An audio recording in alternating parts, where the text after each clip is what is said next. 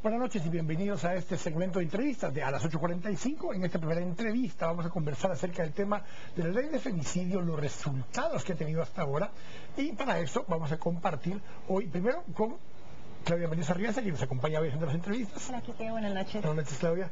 Y nos acompaña también hoy Ana María Rodríguez Cortés, quien es presidenta del Tribunal de Sentencia Penal de Delitos de Femicidio del Departamento de Guatemala.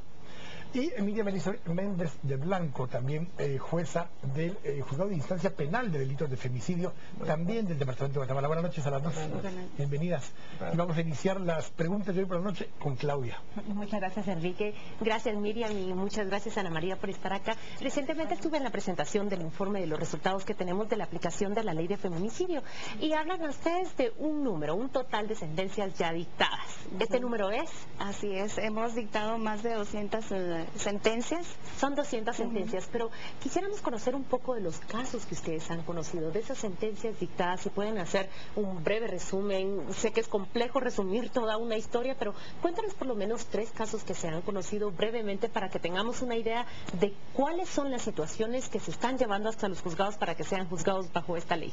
Bien, la violencia maximizada en contra de las mujeres se refleja en el delito de femicidio, que es la muerte violenta de una mujer. De eso hemos tenido varios casos. Uno de los que más me ha impresionado a mí es un femicidio en grado de tentativa en virtud de que la víctima sobrevive. Su esposo la cita en un lugar y la entrega a los sicarios y aún le pregunta a los sicarios en cuánto tiempo.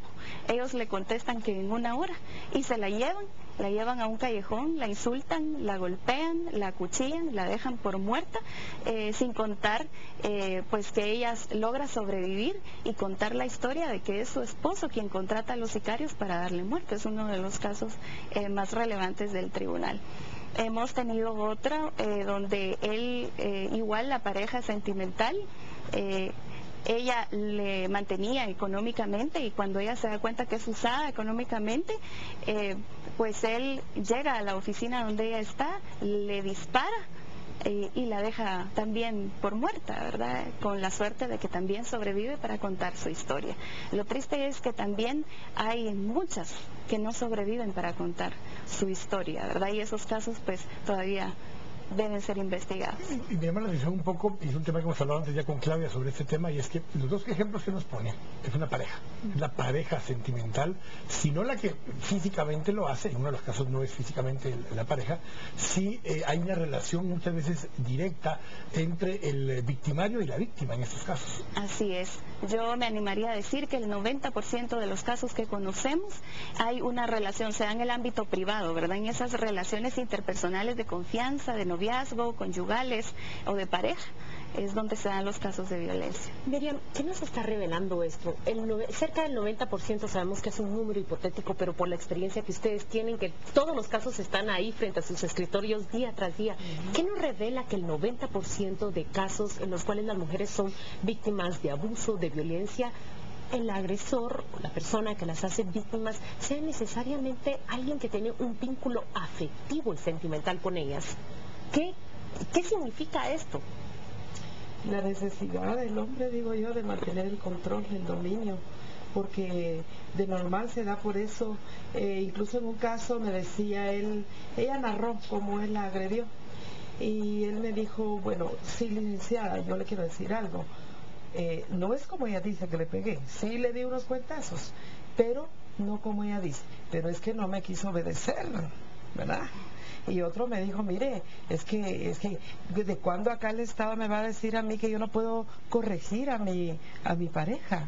¿Verdad? Entonces, estamos hablando entonces de una raíz cultural. Así es.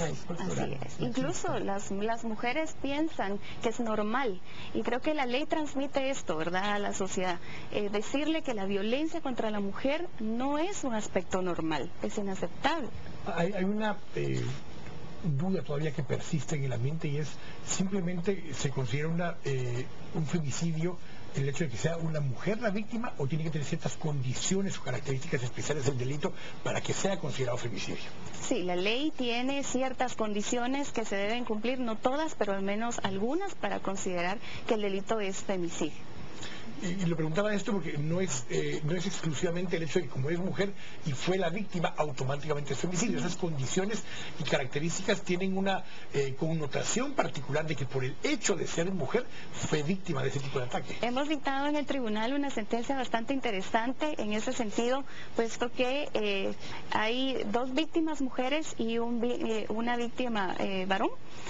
A él, pues obviamente era homicidio con la pareja sentimental del agresor, era femicidio en tentativa porque ella sobrevive, y la amiga resulta herida en los disparos que el señor hace en contra de su pareja. En ese caso no es femicidio porque no se dan las categorías que señala la ley. Ella quedó en la línea de fuego, ¿verdad? Entonces ahí hubo unas lesiones. ¿Y su caso pasa a otro tipo de tribunal? No, se atrae. O sea, el tribunal atrae, cuando hay un delito contemplado en la ley y hay otras víctimas en el mismo hecho, atrae esos delitos para que nosotras también lo juzguemos. ¿Y qué sucede? ¿Fue un hombre también víctima en este caso? Sí.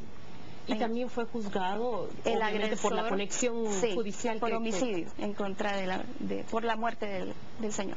Yo quisiera voltear un poco acá y hablar de un tema que a menudo escucho en las sobremesas, pero también en ambientes profesionales cuando se habla de estas nuevas leyes que combaten la violencia contra la mujer. En más de una ocasión he escuchado a hombres que se quejan que en la urgencia de legitimizar esta ley, ellos fueron procesados o acusados e incluso amenazados de ser demandados bajo estas nuevas leyes. Quiero que hablemos, ¿han escuchado ustedes el argumento? Sabemos que es posible porque no estamos rechazando ese argumento. ¿Cómo lo ven ustedes como juezas receptoras de estos casos? Sí, es cierto que la ley puede ser mal utilizada, pero de igual forma puede ser mal utilizado el Código de Trabajo, la ley que protege a la niñez. Yo siempre digo, hasta la Biblia ha sido mal utilizada y ha sido creada con un buen fin, ¿verdad? Pero las juezas y jueces que estamos conociendo de estos casos, tenemos un compromiso en primer lugar con la justicia, ¿verdad? Con el respeto a las garantías constitucionales tanto de las víctimas como de los procesados.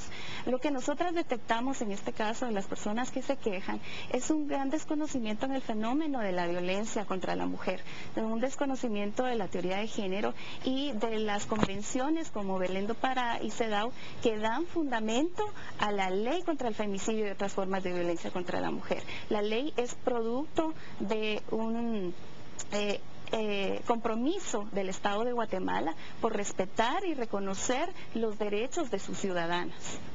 Miriam, hablemos un poquito de esos otros delitos contra la mujer, porque no es solamente femicidio, hay otro tipo de delitos también que están contemplados.